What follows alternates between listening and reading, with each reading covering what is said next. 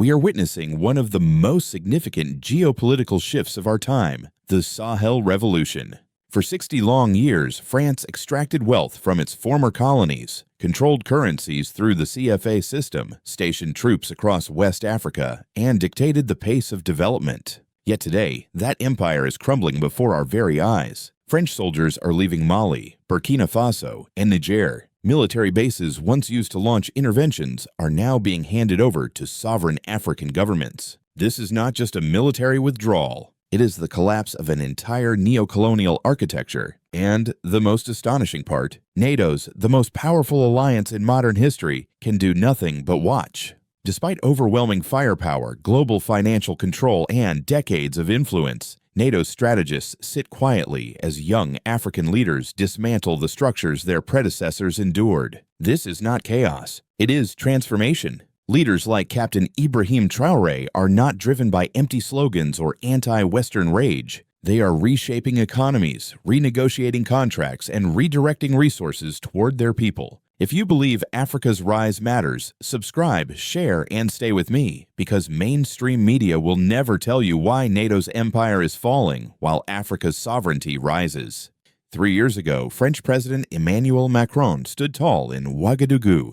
He spoke with confidence, promising continued partnership, assuring the youth of the Sahel that France would remain a trusted ally. His words were wrapped in the language of friendship, but behind them lay the same structure that had defined relations for decades, a structure where Paris dictated terms, where African resources flowed north, and where sovereignty was carefully limited. Yet today, that promise lies in ruins. French troops are withdrawing, not only from Burkina Faso, but from Mali and Niger as well. Those military bases, symbols of control, outposts of Western dominance, are being turned over to sovereign African governments. The image is powerful. Convoys of French soldiers packing equipment, once untouchable barracks now empty, flags taken down as a younger generation reclaims its soil. This shift is more than a military event. It is the collapse of an imperial system built over 60 years. For decades, France used its former colonies as a reservoir of wealth.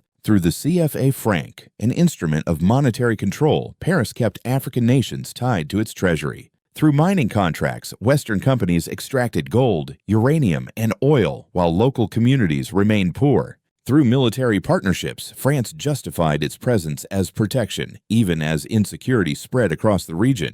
But a new voice has risen. In Burkina Faso, Captain Ibrahim Traoré represents a generation unwilling to accept dependency. When he assumed leadership, he did not simply replace one government with another. He began renegotiating the very terms on which the country engaged the world. Gold contracts that had long favored Western corporations were rewritten to serve national development. Revenues once exported abroad were redirected toward building schools, hospitals, and roads. His message was clear: sovereignty is not a slogan, it is economic reality. The pattern spread quickly. In Niger, where uranium had powered French nuclear reactors for decades, while Nigerians lived among the poorest on earth, contracts came under review. Leaders asked hard questions. How could a nation so rich in resources remain trapped in poverty? In Mali, new partnerships were forged with Russia and China, not to repeat old patterns of extraction, but to bring in technology transfer, training, and infrastructure. This transformation is not about anger. It is about calculation. These leaders recognized that genuine independence begins with economic control. They studied the balance sheets of history and saw the truth. For 6 decades, France drained nearly $500 billion in wealth from its former colonies. In exchange, what did Africa receive? Cycles of debt, dependency, and underdevelopment. The young leaders of the Sahel looked at this equation and declared, enough. The consequences of these choices have shaken Paris to its core. Macron's confident words in Ouagadougou now echo as irony. What was once an empire of influence has shrunk to convoys of retreat. French soldiers who once commanded authority now depart under pressure from popular movements. Communities that once tolerated their presence now demand their departure. The image of withdrawal is not just a change of policy, it is the visible sign of a broken system.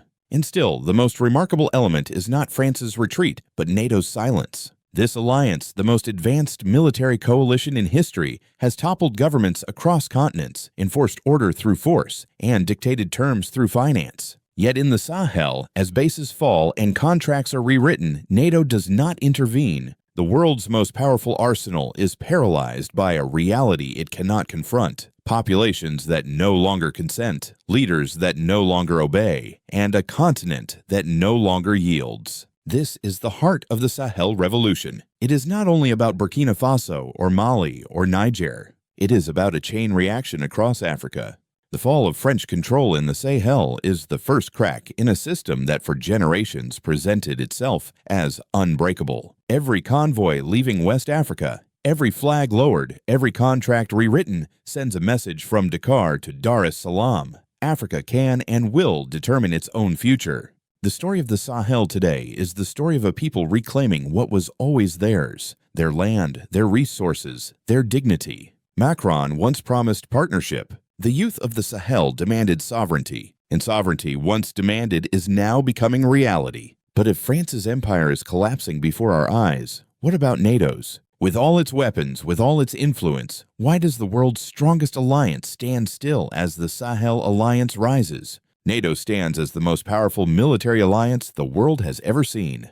It possesses unmatched technology, it commands fleets and air power that can devastate entire nations, and it holds a grip over global financial systems. For decades, this alliance toppled governments, imposed sanctions, and dictated the terms of politics across continents. And yet, as the Sahel slips from Western hands, NATO is doing nothing but watching. This silence is not strength, it is paralysis. The reason lies not in the battlefield, but in the people. The Sahel holds the youngest population on Earth. Over 70% are under the age of 30. This generation is not swayed by the propaganda that worked on their parents. They have watched Western interventions in Libya, in Iraq, in Afghanistan, and they have seen the wreckage that followed. They are not inspired by promises of democracy that delivered only chaos. They are not intimidated by troops who brought insecurity rather than safety. When they hear Ibrahim Traoré speak about sovereignty, about resource control, about African unity, they do not hear empty slogans. They see results. They ask themselves simple questions. Has French presence brought prosperity? Has Western partnership delivered development? Has NATO protection secured peace? The answers resound across the Sahel: no, no, and no. This is what terrifies NATO's strategists. Traditional interventions relied on populations that were either passive or divided, populations that would tolerate foreign soldiers as long as they promised stability. But in the Sahel, intervention would mean not only fighting armies, it would mean fighting entire populations, young, determined, and united behind governments that reflect their aspirations. No amount of drones or tanks can overcome millions who believe they are defending their right to live free. The numbers prove the futility. For 60 years, France extracted $500 billion from its former colonies through monetary schemes, military protection rackets, and unfair trade. And yet, those same nations remained poor. Young leaders looked at this contradiction and refused to accept it any longer. Traoré in Burkina Faso, leaders in Niger, governments in Mali, they all began the same process: rewriting contracts, redirecting resources, restructuring economies. What NATO would face is not isolated dictators clinging to power, but governments backed by populations who see tangible improvement in their daily lives. And the challenge does not stop at the Sahel's borders. From Algeria to South Africa, from Nigeria to Ethiopia, African governments are rethinking their ties to Europe. Even leaders who once bowed to Western pressure are quietly supporting Sahel sovereignty because they know that if the Sahel succeeds, the rest of Africa will be stronger. NATO planners understand this. An intervention in Burkina Faso or Mali would not remain confined to those borders. It would trigger outrage across a continent. It would transform a regional conflict into a continental movement. At the same time, Russia and China have stepped into the vacuum. Moscow provides military cooperation, training, and equipment. Beijing builds infrastructure, invests in roads, railways, and energy. These are not perfect partners, but they present alternatives. And the existence of alternatives changes everything. In the past, Western powers could isolate a country, cut off its economy, and force it back into submission. Today, isolation is impossible. The Sahel can turn east for support. It can bypass Western finance. It can find new markets. It can build new alliances. NATO's weapons mean little against a network of partnerships that makes external pressure irrelevant. Western media reveals the confusion. For decades, the narrative was simple. African coups were signs of instability, proof that intervention was needed. But when the so-called coup leaders deliver security more effectively than French forces, when they begin projects that actually reach the people, when they speak a language of dignity that resonates with the youth, the old categories collapse. Is Ibrahim Traoré a dictator? He does not enrich himself while the nation starves. He channels resources into development. He wins legitimacy not from foreign approval, but from domestic performance. Western journalists cannot place him in their boxes. And so they stumble in their reporting, focusing on Russian influence or the threat of terrorism, while avoiding the obvious truth. People support him because he delivers. Across Africa, young people are watching. From Morocco to Madagascar, they look to the Sahel and ask why their own leaders have not shown the same courage. This is what makes NATO's dilemma unbearable. To intervene is to fight not only soldiers, but a generation inspired by sovereignty. To stay silent is to admit defeat. Either path reveals the limits of Western power. The United States feels this pressure as well. After Iraq and Afghanistan, the American public has no appetite for new wars. European economies are already strained by inflation and the costs of Ukraine. To launch a new military adventure in Africa would not only drain treasuries, it would shatter what little credibility remains. How could leaders explain to their citizens that young Africans must be bombed in order to restore French mining contracts? How could they claim moral authority while siding against governments chosen and supported by their own people? This is why NATO watches in silence. Its weapons are strong, but its justifications are weak. Its strategies worked against isolated nations, but they collapse against united populations. Its media campaigns shaped perceptions once, but social media now exposes hypocrisy in real time. And so the Sahel rises while NATO stands still. The mightiest alliance of the modern age, trapped by a generation it cannot intimidate and a continent it cannot control. But the question remains, if NATO will not intervene directly, how will it respond as the Sahel Alliance grows stronger, more coordinated, and more defiant? The collapse of French control in the Sahel is not a single event. It is the beginning of a chain reaction that is reshaping politics, economics, and identity across Africa. The first consequence is economic. When Captain Ibrahim Traoré stepped into leadership, he refused to simply wear the uniform of power without changing the substance of governance. Within months, contracts long signed in Paris and Brussels were torn open and examined. Gold, the wealth of Burkina Faso, was no longer to be shipped abroad for foreign enrichment alone. Agreements were rewritten so that a greater share of revenue stayed at home, invested in schools, roads, and hospitals. For the first time in generations, ordinary people could see that their resources were beginning to serve them.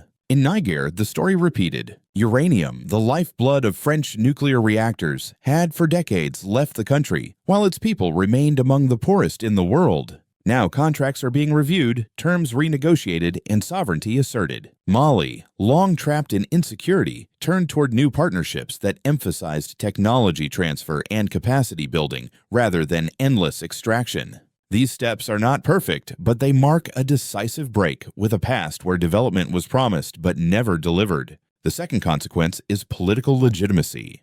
Western analysts argue endlessly about democracy, about procedures, about legitimacy. But the truth on the ground is simple. People support leaders who deliver results. For years, democratically elected governments in the Sahel operated under French oversight, while insecurity spread and poverty deepened. Now, under military-led governments, citizens are seeing improvements in security, new infrastructure, and a redistribution of wealth. Legitimacy, in the eyes of the people, comes from performance, not from foreign approval. And this performance-based legitimacy makes intervention far more difficult. How can NATO justify removing leaders who are making life better, only to reinstall those who failed? A third consequence lies in continental solidarity. Across Africa, leaders who once accepted the rules of dependency are watching carefully. Some are quietly supportive. Others are openly inspired. From Algeria to South Africa, from Nigeria to Ethiopia, the Sahel Revolution is igniting questions that reach beyond its borders.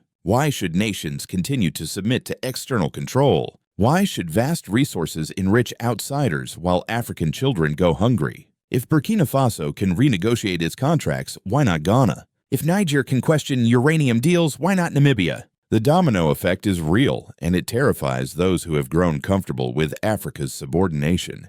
The fourth consequence is cultural and generational. The youth of Africa are not only the majority, they are also the future. Over 70% under the age of 30, they form the backbone of resistance to dependency. They are connected through technology, they are aware of history, and they are unwilling to repeat the mistakes of the past. For them, sovereignty is not an abstract dream. It is the condition of possibility for a life of dignity. The speeches of Traoré and other Sahelian leaders resonate not because of ideology, but because they align with the lived experiences of young Africans who have seen what Western intervention actually produces: destruction in Libya, chaos in Iraq, stalemate in Afghanistan. This generation is making it clear they will not be deceived again. Finally, the fifth consequence is international. The Sahel's transformation has shown the world that Western dominance is not inevitable. Russia and China, for their own reasons, have stepped into the gap, but the real lesson is deeper. The world is no longer unipolar. The days when NATO could simply isolate a nation and crush it into submission are over. The Sahel has options. It can look east, it can build south-to-south partnerships, it can stand on its own feet. And as alternatives grow, the West's leverage weakens. These consequences are not temporary. They mark a structural transformation. For 60 years, the story was extraction, dependency, and control. Today, the story is resistance, sovereignty, and hope. For ordinary Africans, this means that the future is no longer written by Paris, Brussels, or Washington. It is being written in Ouagadougou, Bamako, and Niamey. It is being written by young leaders who dare to ask the most basic question: if our resources are so vast, why are our people still poor? And then they dare to act on the answer. The result is both anger and inspiration. Anger at what was stolen, at decades of manipulation and impoverishment. Inspiration from the sight of leaders who refuse to bow, from the possibility that the cycle can finally be broken. But this is only the beginning. Economic sovereignty is fragile. Political legitimacy must be defended, and continental solidarity requires constant work. The road ahead is long, filled with obstacles and threats. And yet, the fact that such a road even exists is already a revolution. If this is the beginning, what will the next 20 years hold? Will Africa's sovereignty expand across the continent, reshaping global power? Or will NATO find new ways to reassert its grip? Comment below, what do you believe Africa will look like when this revolution matures? As the Sahel asserts its sovereignty, the eyes of the world turn toward Washington and Brussels. The United States, long the backbone of NATO's strength, faces a dilemma it cannot easily resolve. After 2 decades of war in Iraq and Afghanistan, after the collapse of intervention in Libya, American citizens are weary of foreign entanglements. Politicians know it. Any call to send troops into Africa to defend French mining contracts or restore discredited governments would be political suicide. The appetite for war is gone, and the credibility to wage it has evaporated. For Europe, the crisis cuts even deeper. France, the architect of neocolonial control in the Sahel, is exposed as powerless. The image of Macron promising partnership in Ouagadougou, only to watch his soldiers pack up under pressure, is a humiliation not only for Paris, but for the European project itself. Germany, Italy, and others may sympathize, but none are willing to bleed their budgets and armies for a colonial structure they did not build. Europe is fractured, and NATO cannot mask that division. The broader world, however, sees something else: opportunity. Russia has positioned itself as a defender of sovereignty, not out of altruism, but because every crack in Western control strengthens its hand. China, too, benefits from the shift. Infrastructure loans, trade agreements, and partnerships with African governments now operate in a field less dominated by the West. Even regional powers in Africa, Algeria, Nigeria, Egypt, find themselves recalculating. To support Western intervention against popular governments would be to invite unrest at home. To side with the Sahel is to ride the wave of continental pride. The African Union, though cautious, cannot ignore the groundswell of support. Sovereignty in the Sahel is not seen as an isolated experiment. It is viewed as a vanguard for the entire continent. Across African capitals, leaders may remain careful with their words, but they understand the sentiment of their youth. To oppose the Sahel would be to stand against the most powerful demographic on the continent. And so NATO remains trapped. Military force is too costly. Political will is absent. Moral authority is shattered. Internationally, the winds are shifting, and every attempt to frame the Sahel as a Russian puppet or a terrorist haven falls flat against the lived reality of Africans who see improvement in their daily lives. The world is learning that sovereignty in Africa is not chaos. It is order built on dignity. Yet the silence from Washington and Brussels cannot last forever. As the Sahel Alliance grows more confident, as more nations align with its model, the pressure on NATO to respond will intensify. The question is not whether America and Europe will act, but how.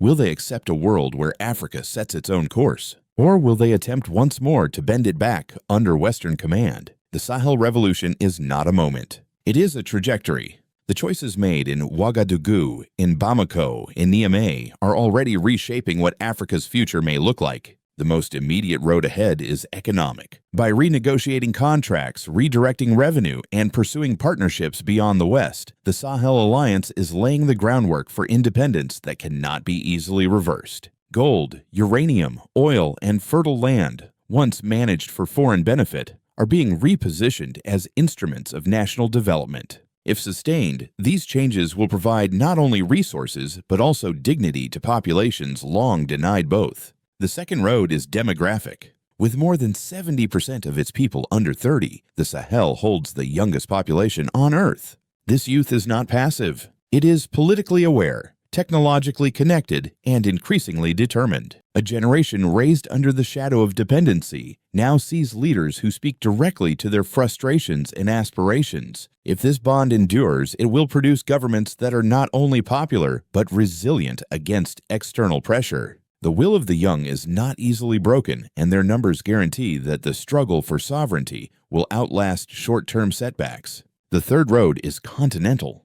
The Sahel is not an isolated case. Its example is spreading across Africa, fueling debates in capitals far from the desert. Leaders in Ghana, Namibia, South Africa, and beyond are already reconsidering long-standing ties with Europe. The idea that African resources must serve African development is not confined to one region. It is becoming a continental creed. As more nations align with the principles of sovereignty, partnership, and dignity, the pressure on old colonial structures will multiply. The fourth road is global. The Sahel Revolution coincides with the rise of a multipolar world. No longer does the West hold uncontested dominance. China offers infrastructure, Russia offers security, and new alliances emerge between countries of the global South. This global landscape provides Africa with options it never had before. And when a continent with vast resources and a growing population gains the power of choice, the balance of power shifts everywhere. Yet the road ahead is not free of danger. External forces still hold influence. Economic pressure, political destabilization, even covert operations may be attempted to undermine the new order. Internal challenges remain: corruption, instability, and the difficulty of building institutions that can sustain change. The path of sovereignty is narrow, and the enemies of independence are many. Still, what has begun cannot be undone easily. The image of French troops departing, the sight of young leaders taking control, the knowledge that alternatives exist, these are facts on the ground. They inspire a continent and warn the old powers that the age of control is ending. The question is no longer whether Africa will rise. It is how the world will respond when Africa does. Will NATO adjust to a new reality, or will it resist a tide it cannot stop? The Sahel Revolution is not merely about the fall of France's empire. It is about exposing 60 years of exploitation that robbed a continent of its wealth and denied its people their dignity. The anger is justified. For generations, Africa's resources built the lights of Paris, while villages in Niger sat in darkness. Uranium powered French reactors while children went hungry. Gold enriched foreign corporations while roads and schools crumbled in Ouagadougou. The hypocrisy is undeniable. The regret is heavy too. How many lives were wasted under the shadow of dependency? How many generations were trapped in poverty while their nations carried untold wealth beneath the soil? How many dreams were sacrificed to a system that claimed partnership but delivered chains? The pain of those lost years will never be erased, and yet hope rises. For the first time in modern history, young African leaders stand unafraid to confront powers that once seemed untouchable. They are building economies that serve their people, forging partnerships on their own terms, and speaking with a voice that demands respect. This is not chaos. This is order rooted in sovereignty. This is the dawn of a new chapter in Africa's story. NATO's silence speaks volumes. NATO's paralysis is not strategy. It is recognition of a reality it cannot defeat. The world's most powerful alliance is learning that tanks and drones cannot crush a people united in dignity. The age of dominance is ending, and the age of self-determination is rising. The choice now lies with the world. Will it accept Africa as an equal partner, or will it cling to a past that is already crumbling? The Sahel has shown what is possible. The rest of the continent is watching, and the future is waiting. So I ask you, family, do you believe this revolution will spread beyond the Sahel? Do you see it shaping a new destiny for the entire continent? Share your thoughts in the comments below. Before you go, make sure you subscribe, share this message, and stand with the movement for sovereignty. Because this is more than a video, it is a voice for Africa's dignity, Africa's prosperity, and Africa's self-determination.